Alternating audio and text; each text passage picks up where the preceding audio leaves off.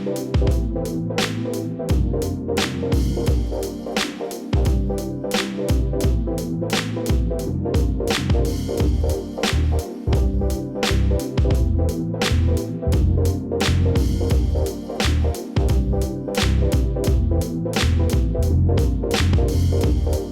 we go. Can you hear me? Good morning.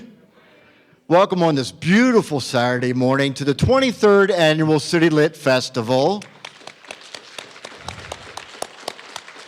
The signature program of the City Lit Project. I'm Greg Wilhelm. I am the chairman of the board of City Lit. It's my pleasure to welcome you here this morning where is very, very, very special opening program with Lawrence Burney. Please remember to silence your cell phones. If you get a second to do that. So many people and institutions and organizations to thank. I want to thank, first and foremost, the Maryland Center for History and Culture. Over the 23 years that we've been presenting the City Lit Festival, we've had very many institutional partners and many different homes for the City Lit Festival. But for the first time in a long time, this space, these rooms, this mission of the MCHC really seems like home, really seems aligned, and we're excited to be here telling our contemporary stories as the Maryland Center for History and Culture presents our shared historical stories. Baltimore Magazine, thanks for being a sponsor, media sponsor for us today.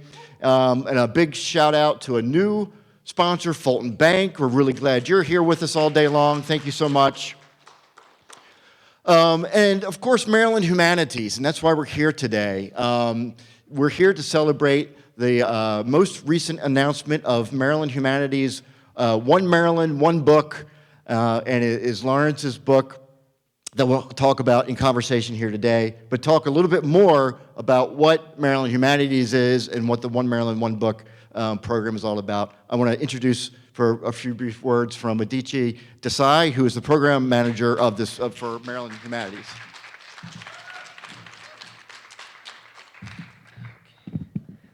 Hello. Oh, all right, great. Everyone can hear me. I was worried about this mask for a little second. Thank you, Greg. My name is Aditya Desai. I am here representing Maryland Humanities. We are the Humanities Council for the state. We do programming across the 23 counties and Baltimore City around literature. Of course, this is why we're here today. Also history. We run the Maryland History Day Project. We also do copious grant giving and other capacity supporting measures for museums, cultural institutions, schools, libraries, you name it. If it involves something that helps us understand what it means to be human as a person in Maryland, then that is something we are here to do. And one of those big programs is the One Maryland, One Book. It is the statewide reading book club. We like to say it's Maryland's one and only book club. As far as I'm aware, we're the only one. And it's been going on for 19 years. Each year we pick a book that we feel represents the issues or the topics or the interests of people across the state, things that will bring our communities together in discussions, activities, programs, and of course author talks like we're here today. Sorry, this mask is just falling all over the place. Author talks like we're here today to help us talk about help us draw us into the conversations that are important to our daily lives. And of course, this year in the 19th year, we're very, very excited to have Lawrence Burney's No Sense in Wishing as the book. It's a book that talks about a number of different topics, about family, about race, about music, about culture, about being in Baltimore, being in Maryland, maybe being connected to the world outside of that. Even though it is autobiographical and Lawrence is writing from his life, what we're really hoping is that it can be a window for people to think about how do you use that kind of cultural critical lens to explain your own world and connect yourself to a larger community and a larger, connectivity. And I think Lawrence offered some words when we first spoke about the book and we were trying to get to know each other and see what might be interesting to talk about. I think he encapsulated both kind of what One Maryland, One Book is about, but also kind of maybe a little bit about what you're going to hear from our conversants today. And it's the idea that when you are considering all these things in your world, who you are as an individual, the people you know, the relationship you have, All of these factors create an opportunity for connection, a chance that the artist's storytelling was so effective it inspired you to revisit some of your own experiences with a sense of clarity. And so that's the kind of clarity I think Lawrence brings in his writing, and hopefully we'll be walking away with a little bit more of that same clarity today. So thank you.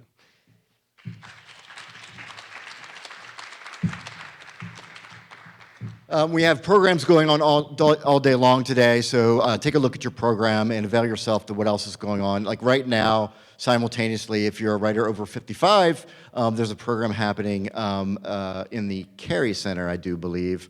So go check that out after you've listened to some of this program.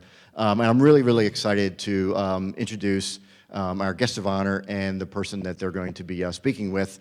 Lawrence Burney is a writer, an editor, and a critic, and a magazine founder, a great member of this writing community in Baltimore and beyond. Really looking forward to learning more about their memoir, No Sense in Wishing. So Lawrence will probably be reading a little bit from the book, but also being in conversation with special guest Shamira Ibrahim. Shamira comes from us from Brooklyn, where they're a Brooklyn-based culture writer by way of Harlem, Canada, in East Africa, which is certainly an interesting triptych in and of itself. Your work explores identity, cultural production, and technology via race critical code framework as a critic and a reporter and a feature writer and an essayist. Shamira's work has been featured in publications such as the New York Magazine, Essence, The Atlantic, The New York Times, The Washington Post, Teen Vogue, BuzzFeed, and more, including things like Harper's Bazaar. You're currently a regional editor of Africa is a Country, which is a digital publication that offers a critical perspective on various social and political and cultural issues affecting Africa. So if you want to join me in welcoming Lawrence and Shamira to come on up, take the stage, and engage us with this conversation. So you can take that one. Let me make sure this one is working too. There we go. Perfect. Thanks. Thanks. Morning, everybody. Thank y'all for spending your morning here. I know it's nice outside. Y'all could be at the park taking a walk or something. So thank you. Yeah, thanks everyone for coming. I'm glad to see everyone on a lovely Saturday morning. It is Saturday, right? And I'm really excited to have this conversation with Lawrence. Lawrence and I have known each other for years. I had the privilege of being in proximity to him as he was working through this book. So this is pretty much us being able to have a conversation that we would have on our own and sharing it with you. And I really do encourage you guys to ask questions if you have them. I love to hear myself talk, but I don't have to hear myself talk. So I really encourage, we want this to be a conversation. I don't want to include you guys in the conversation as well. All right, Lawrence, you ready? Yeah, I'm ready. Don't worry, it's not going to be super formal. I won't make it weird. But I want to start here, which is, talking around the book, which does so many things at the same time, right? It's obviously, in some parts, a memoir, in some parts, a love story to your own experiences in the Baltimore that you grew up around. But I'm curious, when you, got to the point of penning that book proposal, did you have a sense of the story you wanted to tell? Like, what was the kind of guiding light that got you to where the book eventually became? So I would say when I first was initially the first book that I wanted to write wasn't this book.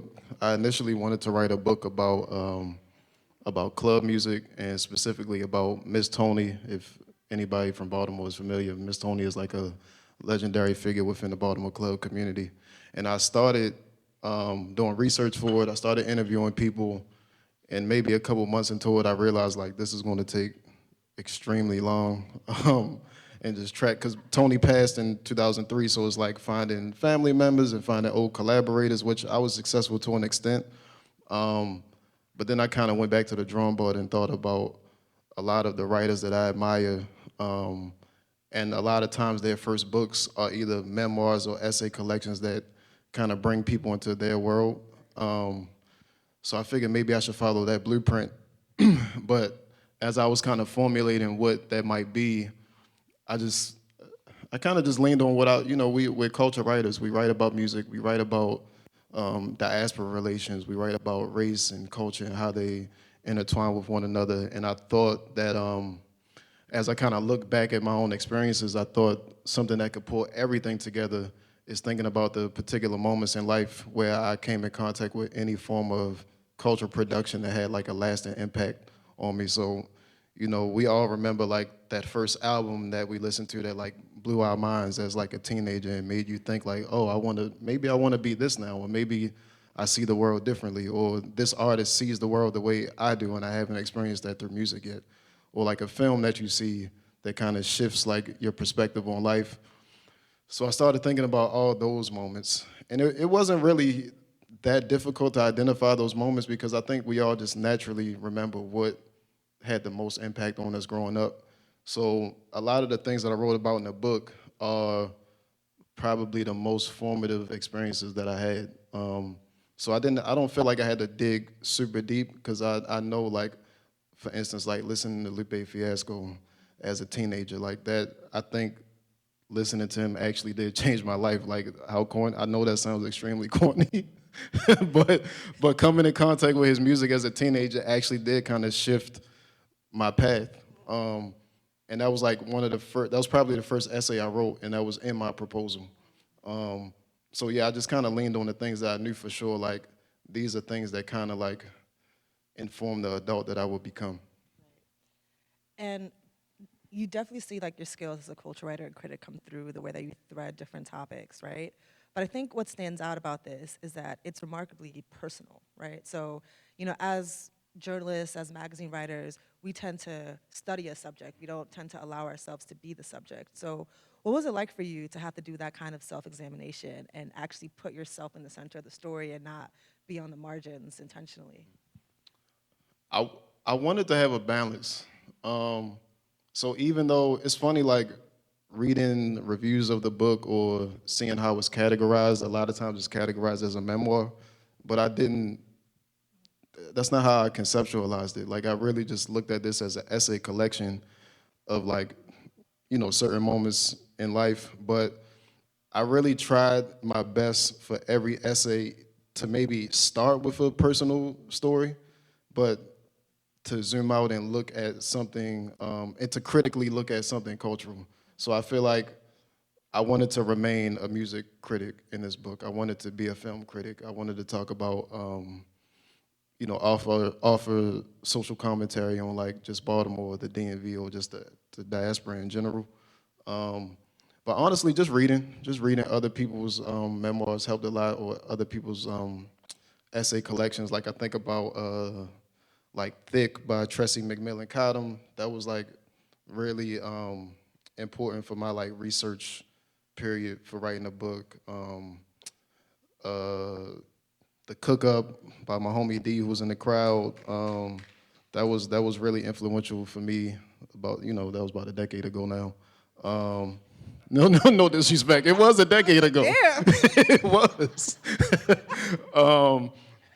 A Beautiful Struggle by Ta-Nehisi, which I feel like a lot of people for some reason, don't know that he wrote a memoir. Like I think people think his writing career started with Between the World and Me. But A Beautiful Struggle was really helpful because it's really just about him growing up in Baltimore. They Can't Kill Us Until They Kill Us by Hanif Abdul-Rakib. Kiese Laymon's first essay collection, which has a very similar title to Hanif, so it's escaping my mind right now. How to Slowly Kill Yourself and Others in America. Gorilla My Love by Tony K. Bambara, which isn't autobiographical, but it's short stories that feel very real, like they kind of feel Crooklyn-esque in a way.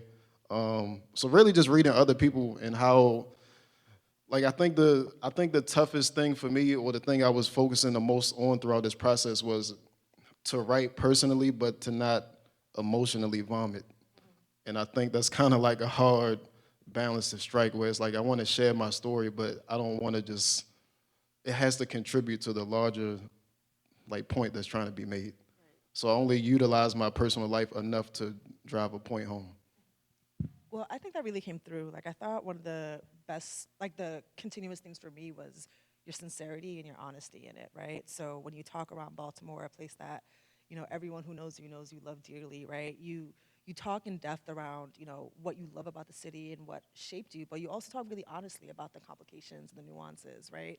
And you don't say it like apologizing for it or say it with like your head hanging down. It's more so just an acknowledgement of this is the city where we made something beautiful out of something difficult, right? And I think that that kind of shows in all the pieces of the book. Like even when you talk around just your career and becoming a writer, right? You don't glamorize it. I mean, I think many of us probably in this room even know like the years of unreturned emails, It's not glamorous at the all. chasing invoices, begging people to pay attention to your byline, and the jobs you take along the way to pursue a dream that feels more delusional than ever, right?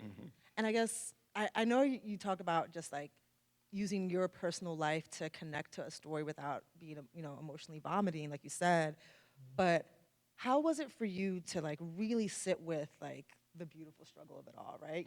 Really figure out what parts to share, what parts felt too invasive, what parts would offer some context around what it really takes to be a writer, what it really takes to like show up for your city and show love and have a community, build a community alongside with you, right? Like I'm just curious about that. Yeah.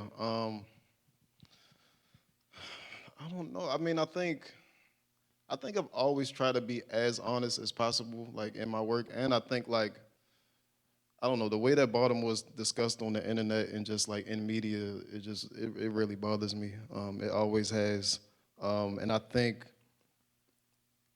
kind of the beauty of being from here and being kind of observant of people's like descriptions of the city or people's misinterpretations of the city, I think it made me sensitive to other places that have a similar kind of like front-facing reputation, whether that's like in America or outside of America. So like when people like I don't really participate in talks of people just kind of like trashing a country or trashing a place because it's like that's not accurate. Like no place is all bad or all good or all above water or fully submerged. So I think, a lot of my writing comes from kind of doing this kind of course correction thing about Baltimore, and maybe that's a useful motivation or maybe not. But I think a lot of my motivation when I first became a writer was to kind of like combat people's limited perceptions of what life here is like. Because even just, I mean, we talked about this, but even just as recently as this week, with like, I don't know how deep people are on social media, but Cardi B did like a string of shows here. She did a Baltimore show and she did a DC show. And she kind of tweeted about like, I finally get the difference now. Baltimore is Brooklyn and DC is Harlem, and which is a fine like interpretation, whatever. It's not that big of a deal. That's her opinion coming from a New Yorker. But it just kind of started these really weird like discussions around like Baltimore being stuck in the 90s and how it looks like a third world country. And it's just like, what Baltimore are you talking about? Like that's not accurate. It's not reality. But I see that people on the internet kind of like run with this thing and they'll argue with you about where you live and where you're from as if they know better than you. It's like if you combat that and say, no, it's actually some great things going on here, is this, and they're like, no, it's not. I'm like, what do you mean? Like, I saw it on the wire. I'm like, first of all, that was like 30 years ago. And even then, that was a TV show. So, yeah, like, a lot of my writing when it comes to just like being open and being truthful is because I think is actually crucial for people's understanding. Like, I don't really run with like hyperbole too much. I don't try to like dress anything up. Or even like when I wrote about like me trying to become a writer, like there was a long period of time where I thought like this is probably not gonna work. Like, and I don't want to say I made peace with it, but I was like, I mean, how is it gonna work? Like I'm like I work at Social Security, I have a young kid, I can't leave here. Like, it just all the walls started closing in. So yeah, I think if anything, it should be helpful to other writers to be honest. Like I don't want to act like if you do this, this, and this, it's going to work because it might not. You know, you mentioned how you started getting into writing by like really wanting to challenge the narratives around Baltimore, right? And there's a quote in your introduction that I literally, you can see here, I've had it highlighted and folded over multiple times, which is where you say, at present, there's a crisis of misinformation swirling around our digital communities. Misinformation that turns people's desire to learn and find meaning against them. Now, in the book, obviously you use that to kind of talk a little bit about your own journey and like talking around how you connected to Pan-Africanism and the kind of dips and turns that you take there, right? I'll leave that Hidden for colors. I'll leave that for people to read, but if you know what the movie Hidden Colors is, you'll be you're in virtue in that chapter. But what I do find is that in the time that you've written that, I think it becomes even more significant, right? That people are looking for answers, that people are trying to understand things and are being led down really complicated paths. I would think most of us would say are the wrong path, right? What do you feel? Do you feel like that is still your responsibility as a writer, and like how does it motivate you to continue doing the work that you do? I mean, I think that's probably like the number one priority every writer should have is just kind of like speaking truth to power or exposing truth or asking the proper questions. Like some questions are tough, some are easy, but I think especially at the time, like you said, like the time we're in now, when I wrote that, that was probably 2023 or 2024 when I wrote that. And now the AI boom is like even more like it's frightening to be honest. Like I legitimately have close relationships with people who are in a warp of information on the internet that they think is real and it's just not. Like, and I can give them examples of how it's not real, but I think people are just kind of like, I don't know. I just think the pandemic really did a number on people. Like, to put it lightly, like I think people kind of got into these digital silos where they found community, and I think the community aspect trumps the reality, unfortunately. So yeah, I think as a writer, I think that's probably the most important. Like for us to combat all these systems that are put in place to confuse people, or to act like I said, like to take people's genuine desire to learn and to better themselves and to scramble that and to redirect them and to feed them into whatever corner of the internet that is going to keep them stagnant. But it's way worse now. Yeah, unfortunately. I do want to give an example of you kind of doing that narrative work, right? So you tell a story in the book around the artist Scooter B, right? Do I have that right? I might have it wrong. Wait. The one who did the song that went really viral. Oh, Lil Scooter, Lil Yeah, Scooter, there we Lil go. Scooter. I don't know why I added a B. Don't ask me. I'm gonna blame that we talked about Cardi B, but Yeah, Lil Scooter. but you talking around how the song blew up, right? You know, and how you spent the better part of 2 years chronicling in like local alt papers and on your blog about what these artists are really doing, right? But also like offering context, like a very complicated situation, right? You know, a lot of people just looking at like drill music or music that depicts violence as just immediately regressive and lacking art, right? And you do that work of challenging it. And then unfortunately he passes, right? And so, you know, now you have the end of that narrative that you have to kind of give context to. And it really struck me because it reminded me a lot of when I was actually with you Yeah. reporting on Pop Smoke. So many moons ago, Lawrence and I worked together on a profile for the fader of Pop Smoke, and it was his last major profile before he passed. And Really kind of the only, like really the only big one. that really Yeah. happened. Yeah. And you know, when you're able to get access to someone who you feel the need to really give a nuanced story to really give context to, and then obviously they pass. That's like it's not as common in every genre as it is for like people who are really, really enamored with talking around stories around Black art, right? And I'm just wondering what your thought process was. I know you wrote about it extensively, but like as someone who really tries to make sure that people understand the context and the nuance of loving Baltimore and loving the art that comes out of here, what are the things that go through your head as you think through like how do I honor this? How am I honest about it?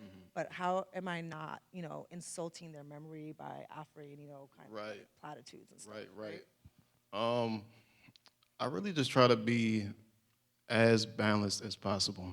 Like I try. I mean, we all have our slants. I always say like objectivity is kind of a myth. It's not, maybe a myth is not the right way to like describe it's it. a myth. It's Yeah, I think, yeah, honestly, objectivity is a myth. Like even when people say they're objective, they're coming to that quote unquote objectivity from their own perspectives, where they grew up, how they grew up, where they went to school, what communities they're in, that shape that perception. So for me, and I even question like my own ways of looking at things. Like maybe this isn't correct, maybe it is, but like for Scooter in particular, like Scooter was an extremely important artist to like Baltimore's rap scene, like in the early to mid 2010s. But it was complicated because like as much as I loved seeing him and this other artist named Young Moose kind of come up and put the city on the map and you know all of those things, the content of his music specifically, especially his hit song, was like it was a drug dealing anthem. Like, and it was I liked the song, but at the same time, I'm like, this is, you know, this is kind of tough to write about because, you know, the community that he comes from is a storied community. Pennsylvania Avenue is like our Black Broadway in Baltimore. It's like, you know, Billie Holiday walked through those streets and Cab Calloway and all these like jazz and blues greats. And, you know, post 1968, when, you know, the riots around MLK's death sparked and a lot of, you know, disinvestment from the communities, people leaving, and then that's when you get like the signature boarded up houses, and you know, like all of these things have to be taken into account when you're talking about the choices or the lyrical content of somebody's music because they come from a community that, you know, that was presented as a viable option to liberate yourself. So it's like I can contend with that like through my writing, but I'm not going to speak on it from a holier than thou place. And also, it just I think it's necessary for proper context. So yeah, I celebrated him, but I also kind of like took it to task. Like this is, and it's the same thing with drill. Like it's really hard for me to write about drill music at this point without being like the uncle who's like, you know, I'm kind of like easing into that phase of life where like I'm 35, so like I can't. And my daughter's 15. She listens. I was about to say, Yeah, she like, listens to now this they're your music. daughter's age mate. Yeah, so like now her listening to it, I feel like I have to take this tone. Like I have to. I'm not gonna say you can't listen to anything because she's gonna do it anyway.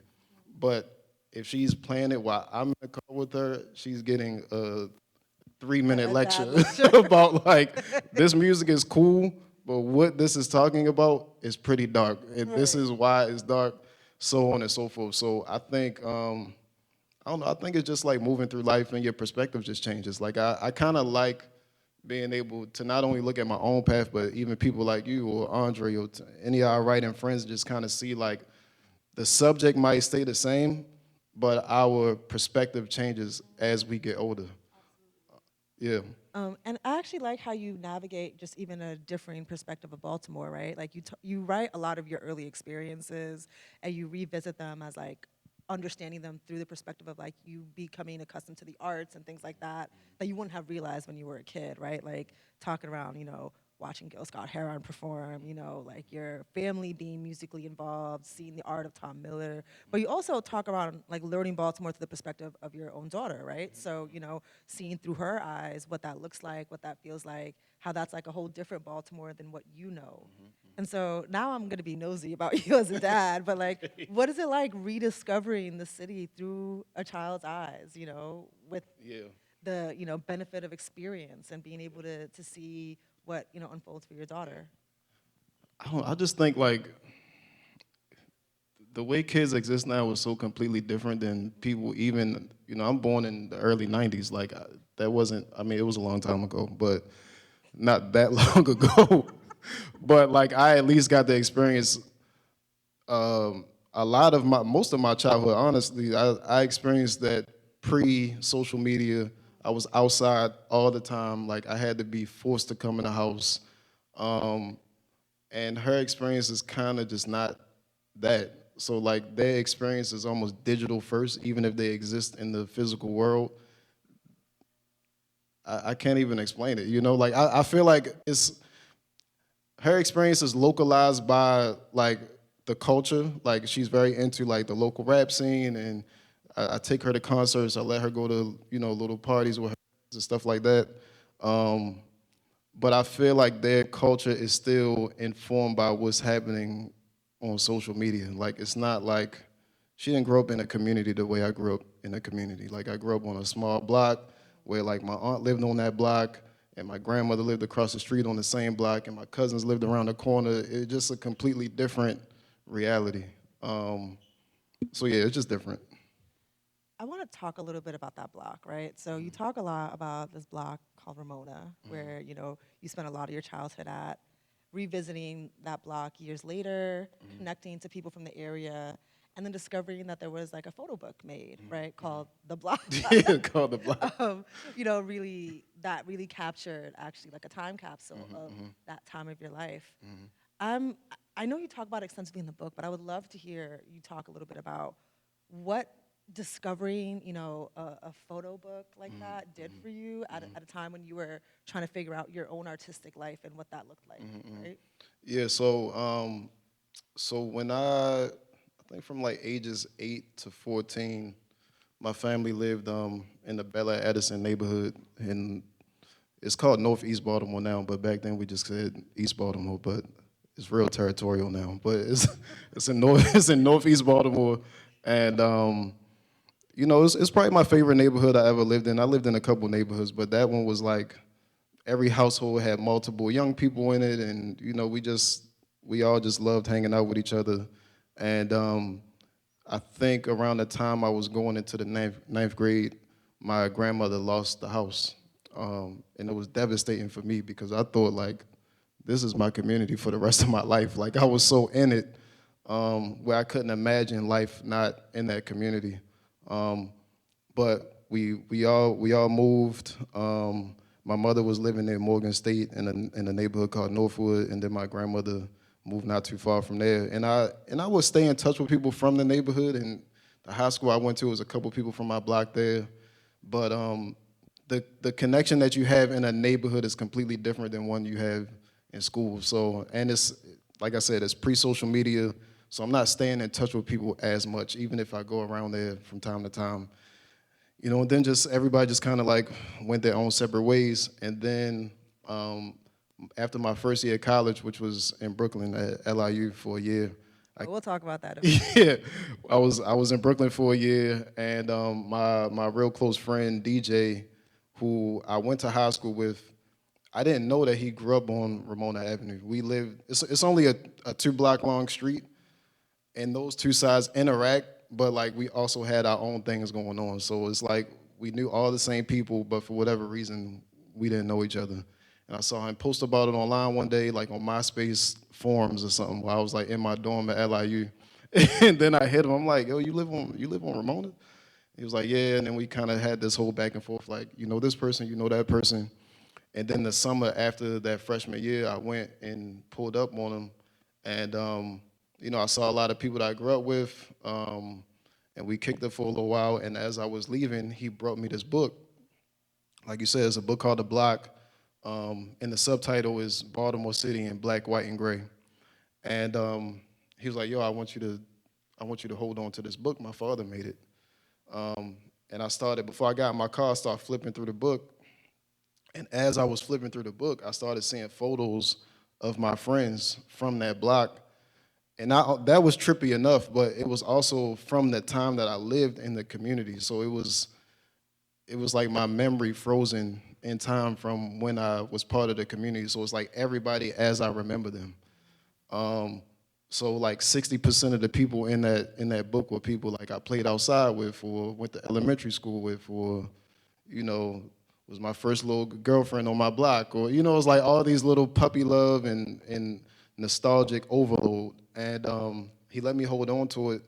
And at first, I was hyper fixated on the photos because of the nostalgic quality, and they were also really beautiful photos. But then, as the years passed, the book also has poetry, but the poetry is social commentary of not only the block but of the community, and then Baltimore City, and then just kind of Black America in general. And it's all about like dispelling these myths that we have around blackness and dysfunction within black communities. And, you know, it does really useful work for me. And this was a time where I guess I knew I wanted to be a writer, but not really. Like, I went to school for writing. I had like a little blog spot, but it wasn't focused. I was writing about like new shoes that came out, or a basketball game, or like one mixtape that came out. But as I was reading through the book, I was like, wow, like this is a really beautiful way of honoring your community, but talking about the tough things within that community. Because it's not only, he not only criticized kind of like the powers that be, but he also critically analyzed like the people in the community and the kids and, you know, the things that they're into and the trappings that they were falling victim to. And I think by the time I started making my own zine, I used that as the blueprint. Like, I want to cover my community with care, but also taste, because his book was beautifully laid out. It was really intentional about like the way it was shaped, how the words looked, how the photos were laid out. So I have a lot of influences, but I would say that was like the biggest one. Like, that was the one where it's like, I want to pick up from here. Yeah. Well, since you mentioned Brooklyn, no, actually, so in the book, Lawrence has a chapter about his time at LIU, which is a school in Brooklyn. But what I found really great about that chapter is not just you making fun of how obnoxious New Yorkers are, which of course we are, right? But it's really about how you talk really about kind of forming this sort of pride around your own identity, kind of in opposition to obnoxious New Yorkers, right? Yeah. You know, so like we're there as characters, but really just more so as like the peanut gallery that doesn't know how to shut up about French Montana, right? But I'm curious, like, how do you feel, I know we briefly talked about it, but how do you feel Baltimore's position versus like, you know, it's kind of like you guys are in between New York and DC, right? And Philly, but like, okay, anyway. But like, how do you feel like the stigma of Baltimore opposed to these two other major cities is, and what has helped you find pride in like anchoring your work? Yeah. Opposition. Honestly, it's like kind of that simple. Like, if you have to constantly hear about how bad the place is that you're from, and you know it to not be that bad, like I felt like I was left with no choice but to defend our honor. But when I went to LIU, I mean, I never even really thought about being from Baltimore before, because it was just like I've lived here my whole life. Like, my uncle is an artist who's been living in New York since I was young, so I would visit him a lot. Like, in the summer times, I would spend a couple weeks with him in Bed-Stuy and Crown Heights. But I wasn't really around people my age. I was around his friends, so I was being exposed to like the art world, but I wasn't like faced with like, you talk funny, or, you know, it wasn't really like that. So when I got to college, that was my first time kind of facing like, why you talk kind of country, or you talk slow, or the music that you're sharing with us is Southern music, and we don't listen to that. It's garbage. Like, this is the home of hip hop. We listen to this, and that. So it was The French Montana. listen to French Montana was horrible, but you know, it was a lot of. It was fun, but there were moments where I was like, I'm kind of getting tired of this whole thing. So it would start as like debates, and then when I moved back here after that year, I think I was so traumatized by defending myself, I kind of, for like a year, developed this fake New York accent where I was trying to like do away with the Baltimore-ness of myself, but it was such hard work. Like, it's like saying two instead of two, like, it's just not. In reverse, I would find somebody would probably think that's ridiculous, but to try to not talk how you naturally talk, I was like, I can't do this no more. This is who I am. And this is who I'm going to be. I'm going to put on for where I'm from. So yeah, and then like, with the whole DC thing, like, I could go on forever about that, but I won't today.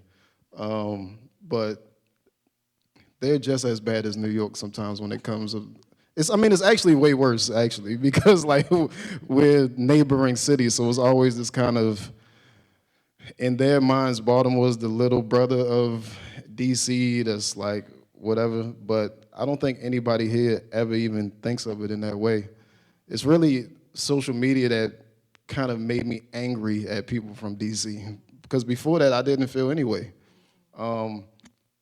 So yeah, I don't know. I think a lot of times Baltimore was probably treated as like a flyover city.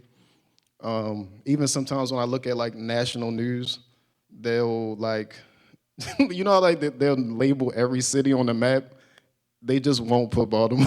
It would just say DC. You know, it's crazy. Like you mentioned the book that Baltimore is really like the only major city in Maryland. Yeah. I didn't even connect. Like I'm like, oh, it actually really is. Yeah. Like, I don't think people are counting Columbia. You know? Right? No, that's not a city. Right? Is it? I mean, maybe technically, but not really. Yeah, I mean, maybe Annapolis, kind of, but just downtown Annapolis. So, like, if your downtown is urban, then it's probably not a city. But yeah, so I don't know. It's to me, it's a friendly rivalry, but social media brings out the worst in people. Oh, absolutely. If my obnoxious New York opinion matters at all, as someone who has lived in the DMV, and I say DMV because I actually lived in both Maryland and Virginia, so I'm not being annoying about it. But I always preferred eating in Baltimore. Like DC's food culture was not it. But that's just my commentary. But I know we're running short on time, so I want to ask you one more question. Okay. I want to open it up for the audience, which is, you talk about the title of your book, right? Which is comes from a documentary called Girlhood, and it's talking about young girls who have gone through incarceration, gone through really rough experiences, right? Who are really kind of nihilistic and disenchanted about life, right? And they end up saying flat out like, "There's no sense in wishing," right? And I'm curious what that moment evoked for you, and why you felt like it was important to make that kind of the frame for your book. So it's funny because like when I first started sharing the title of my book or the idea of it with people like, that's really morbid, that there's nothing to wish for. But that's not really the context of that quote. So in the documentary, like you said, it's two teenage girls. I think they might be like 14, 15, like they're young. One of them is locked up because she killed her bully in a fit of rage. And then another young girl named Megan was just in there for like repeat random offenses, I guess. And at the end of the doc, they both eventually get out. And you don't really get to know like what becomes of their life, but I think what the director was trying to do is just kind of like frame like this is just kind of their mental state of being as they kind of get ready for finishing up their teenage years and going into adulthood. And she asked Megan, if you had three wishes, what would they be? And she paused for a while, and the camera kind of pans out to like the neighborhood, whatever. And Megan eventually says, I wouldn't wish for anything because everything that I need is around me, so there is no sense in wishing, which I interpreted as something really beautiful. And it kind of like my philosophy as a writer since I started was, if I want to elevate myself or if I want to tell interesting, compelling, complex stories, I don't, because I think there's a perception when you come from a place like Baltimore, which I had to realize like it's not just a Baltimore thing. I think most cities in America feel this. It's just when you leave and go to a place like New York, you think you're just from that kind of city, but literally almost every city except maybe 3 experiences this exact same thing, because I see people talk about it on social media all the time. Like I follow the local page of every city, and it's a constant thing. But I think there was a perception growing up here that if you want to make it, you have to leave. Like there's no way you're going to make it becoming anything that's like at least maybe creative or lucrative or whatever. And I think what I was trying to accomplish when I first started out as a writer was I have to use what's within my reach. Like if I just write about things that are international and national, how does that distinguish me from the next writer that's trying to make it? Everybody is writing about these things, but not that many people are writing about what's happening in Baltimore. In addition to like the national things and stuff like that. So I more so interpreted that as let me utilize what's in my own community, what's in my reach. And I think that's what Megan and Girlhood was trying to get at. So I felt like, okay, I think this could work. All right, I actually have one last question. Okay. Turn to the audience, just because you brought this to mind. This idea of making it, right? Do you feel like you made it, or do you feel like you still have things to wish for? I mean, maybe I made it to an extent, but I don't know. I'm always trying to accomplish something else. Like, like I have this book, that's great, but now I'm writing another book. So I'm thinking about that book and what does this book say about me as a writer, or what does 4 books down the line look like? Or it's always, I'm never satisfied, unfortunately. Like I don't think most people are. So I think if I look back at my younger self, the things that I'm doing now, I didn't even imagine doing. So I'm very proud of myself and pleased with myself for how I, push myself to do certain things. But I'm not driven by that. I think that's kind of dangerous to kind of like get into that self-congratulatory mode. So yeah, I mean, some days I feel like it, some days not so much. So every other Tuesday. Yeah. All right, that's all I got. Okay, okay. I just want to give one more round of applause for Lawrence and his fabulous book. Thank you.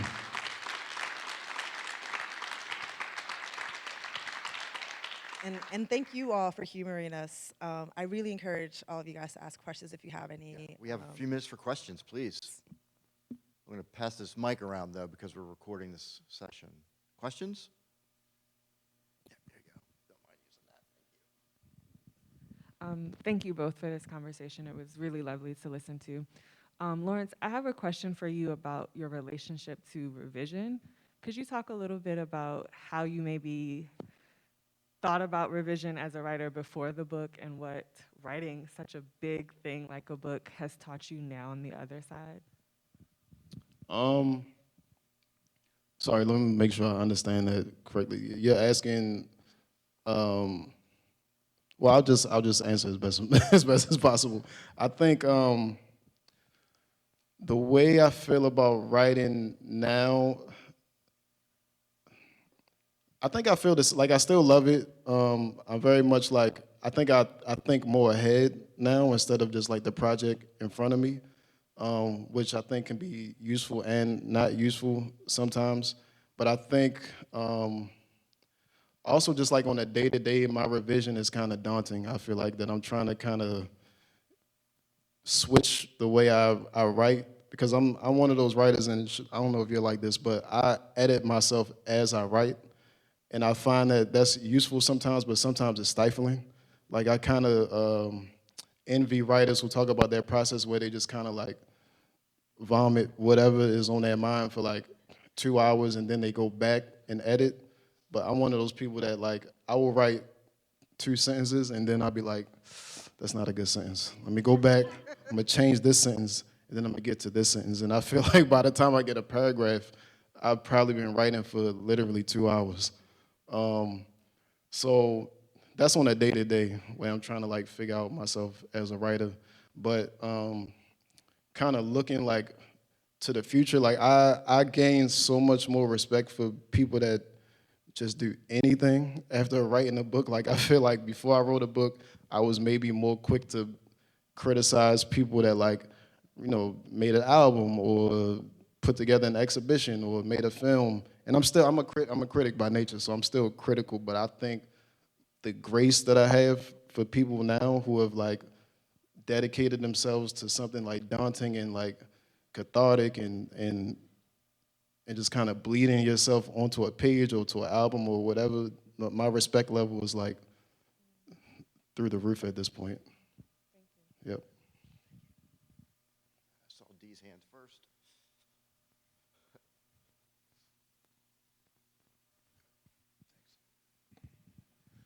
Can you talk about looking at music created by younger artists as Unk? because that's something. It's something that I struggle with. I have a small child, and I think the best way for me to connect to young readers or young people in general is for me to like get into their world, what they listen to, what they talking about. Obviously, my ancient self can't relate to carrying the chopper. Like I be in Whole Foods buying grapes. You know what I'm saying? But 16-year-old me who felt like nothing was going to be left for him. He had no stake in the society he lived in, connected directly to that work. So, like, how do you draw the line between your younger self and who the target audience is versus your older self who's saying, hey daughter, turn that radio down?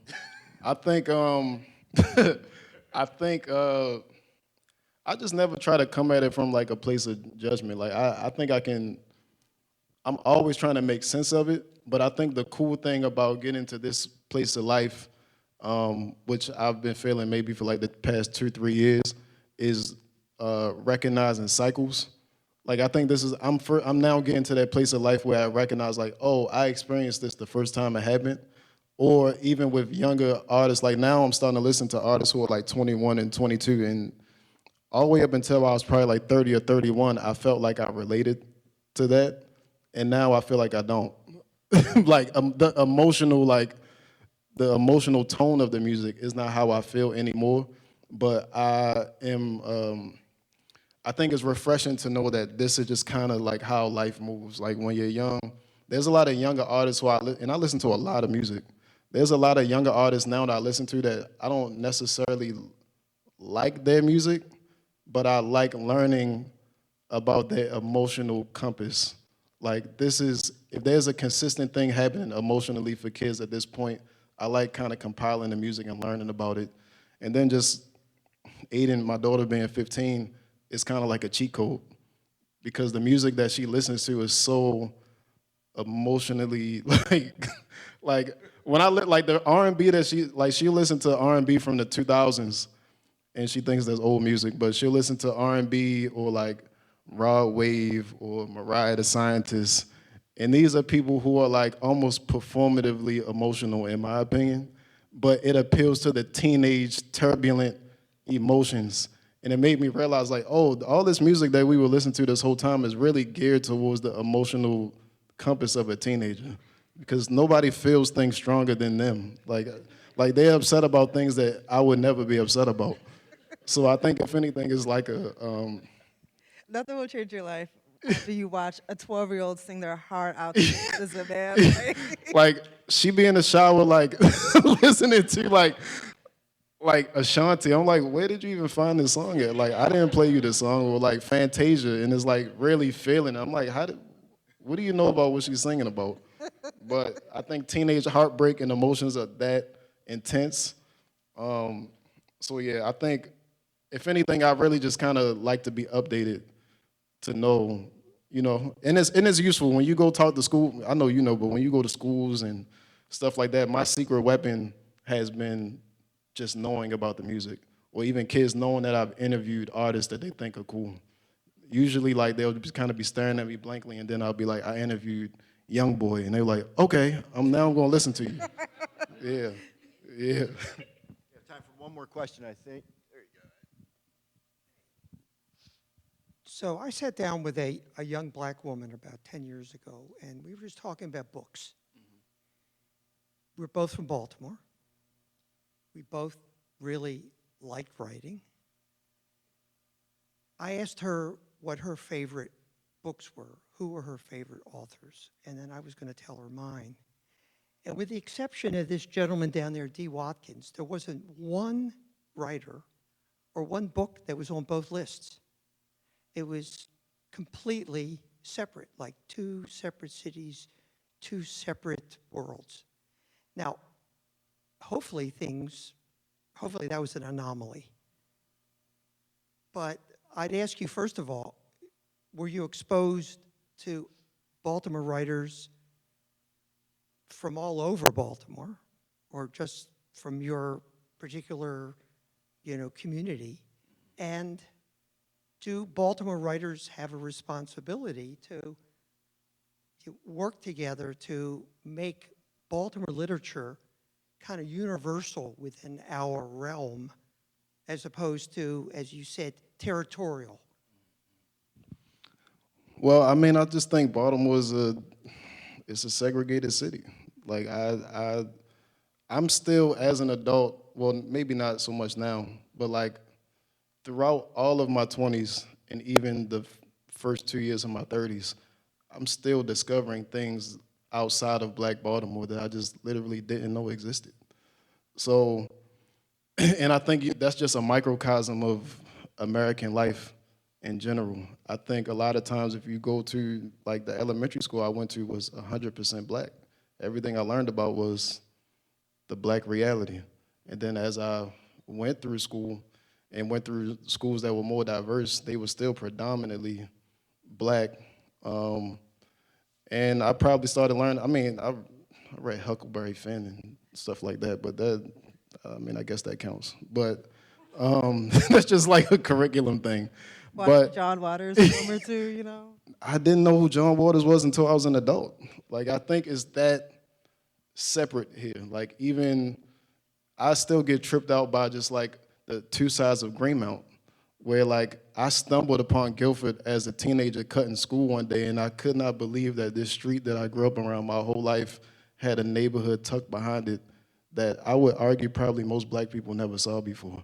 So, but I think as you age and you become more aware, it is useful to connect with people on the quote unquote other side of the tracks, to compare and contrast and to learn from one another. But I feel like I'm just kind of getting to that place, like maybe in the past decade of my life. So to say it's a responsibility, I'm not sure if I'm comfortable with saying that, but I do think there is a positive to that. But I don't know if the responsibility is on any particular person. If anything, I think just more collaboration, more understanding, going into each other's communities if you're welcome to go. Responsibility, I'm not sure, but I do think there are benefits to us sharing stories and kind of comparing and contrasting and see where we align, where we don't align. Because as I got older, I realized a lot of the divisions that I thought were initially race were in a lot of times class. Once I started being exposed to certain, even working class white neighborhoods of Baltimore, I found that I had a lot in common with the people in those neighborhoods that I thought I wouldn't, just based off race. So yeah, I just think as you get older, certain things start to get dispelled and, you know. I will say, though, it is a responsibility for City Lit Project. It is a responsibility for man and humanities to bring people of different colors, different classes, different genres of writing together under one roof. And this was a great conversation. Thank you, Lawrence. Thank you.